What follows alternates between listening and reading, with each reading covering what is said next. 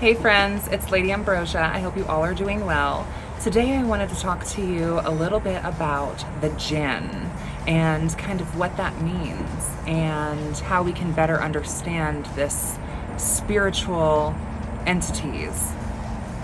So this is something that was really popular in much of Northern Africa, the Middle East, Eastern Europe, Northern India, and is still extremely popular today.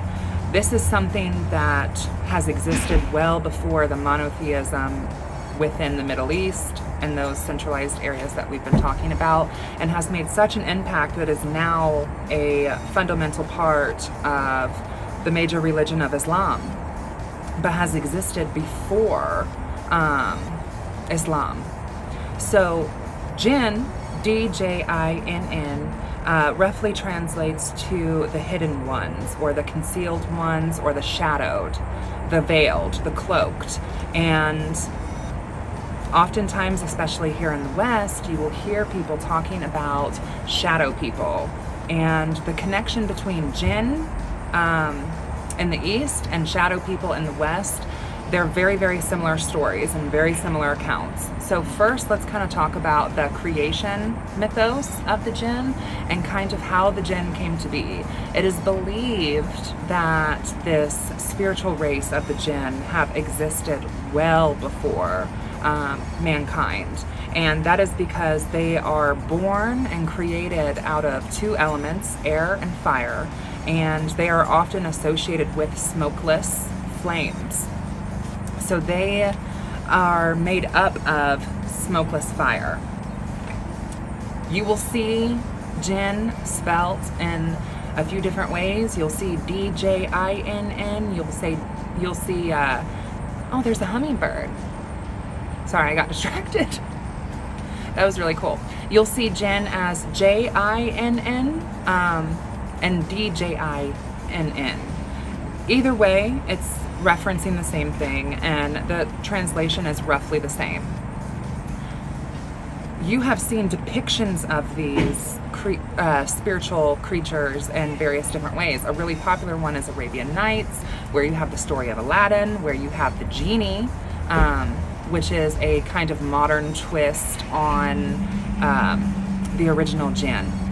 And these are spiritual entities that exist within our world and all around us. These often, like I said, are kind of associated, especially here in the West, are often called shadow people.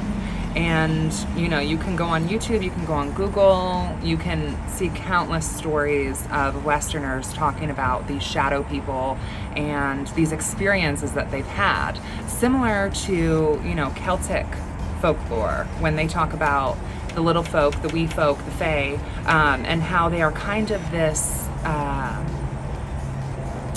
moral ambiguity encompassing neutral gray like code of ethics that they embody.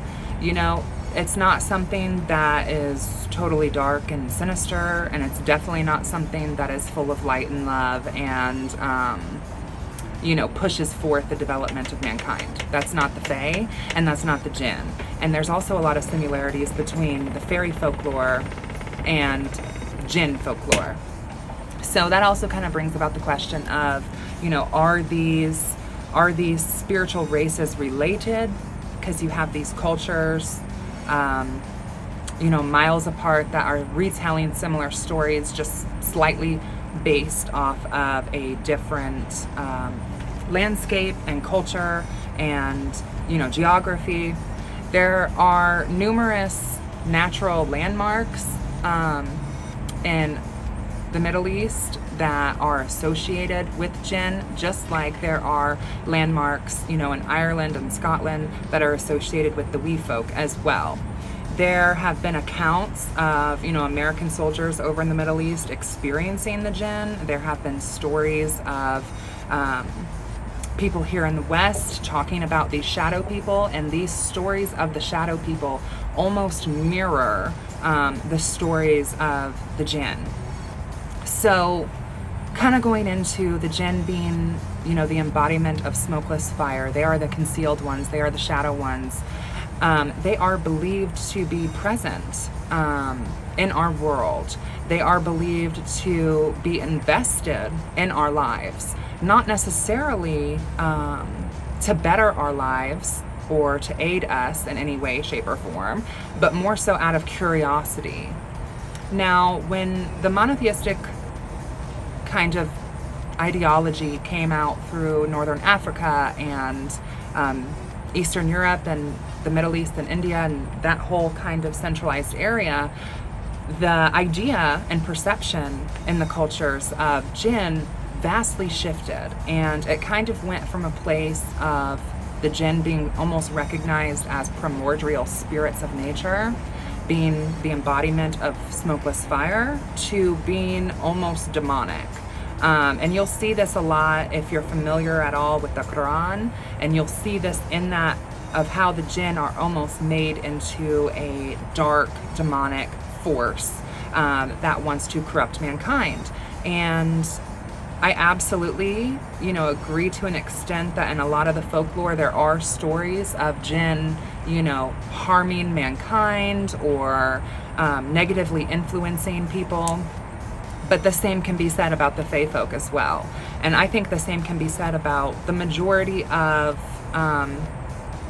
I don't want to say supernatural because it is natural, but the majority of spiritual entities and creatures and races, I think it's just like mankind. And I mean, in my opinion, I bump into much more corrupt humans than I have anything else. So kind of throw that out the window and take your own approach to it, and listen to your intuition and follow what it tells you. If you start, researching the jinn and understanding the jinn and acknowledging the jinn in your practice, and something doesn't feel right to you, then that's not for you.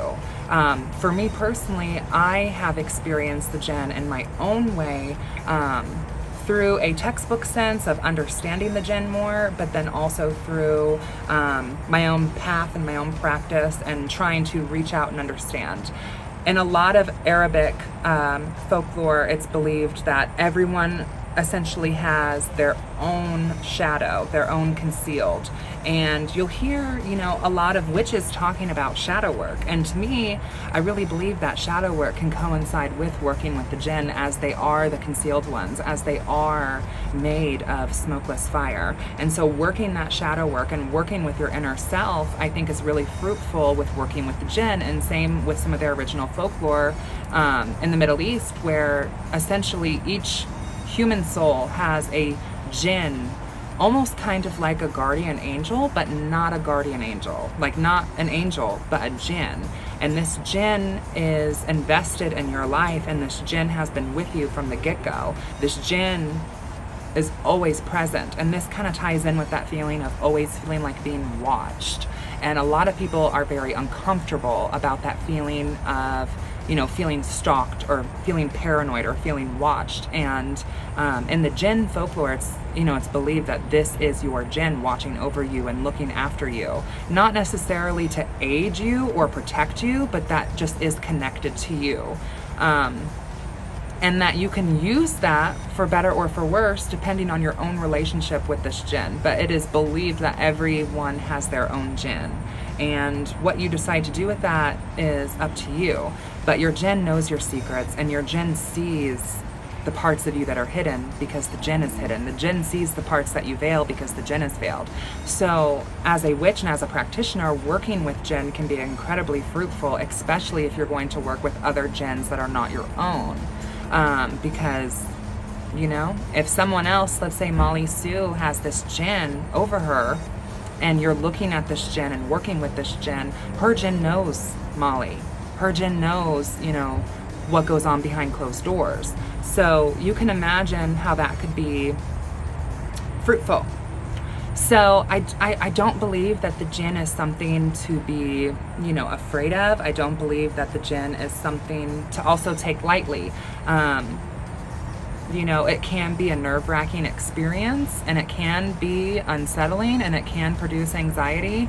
And, a lot of Westerners in their conversations about shadow people, like I said, very much mirror the stories of the jinn. And, You have Westerners talking about sleep paralysis and nightmares and night terrors and feeling stalked and feeling watched from something lurking in the shadows, and a malevolent energy radiating from this. And I think that that malevolent feeling that we are sensing could also very much just be the fact that these creatures are made out of destructive smokeless fire. These creatures are made out of passion. These creatures are made out of intelligence and wit and charisma, and very intelligent, and something not of this realm but existing in this realm. And I think for anyone having an experience with something like that can feel very unsettling. But I think that especially as witches, it is fruitful for us to get to know this sort of energy and explore this sort of energy. I talked about too, the Jinn is something that has existed before monotheism was even around in these cultures. This is very much attached to the early pagan religions of these areas, and this is something, these creatures are connected to that primordial force of fire and air and smokeless fire and shadows and smoke and all of that. And then of course through Islam sweeping through, they've essentially been demonized, much like many other things have. So I don't think that the Jinn are evil. I don't think that the Jinn are necessarily out to corrupt you. I do think that just like the human race, I'm sure that there's plenty of nasty Jinn, just like there's plenty of nasty humans. So that's kind of for you to explore and for you to find out. And if you guys are interested in me talking more about Jinn, let me know down below. But until next time, I hope you guys have a great rest of your day and many blessings. Bye.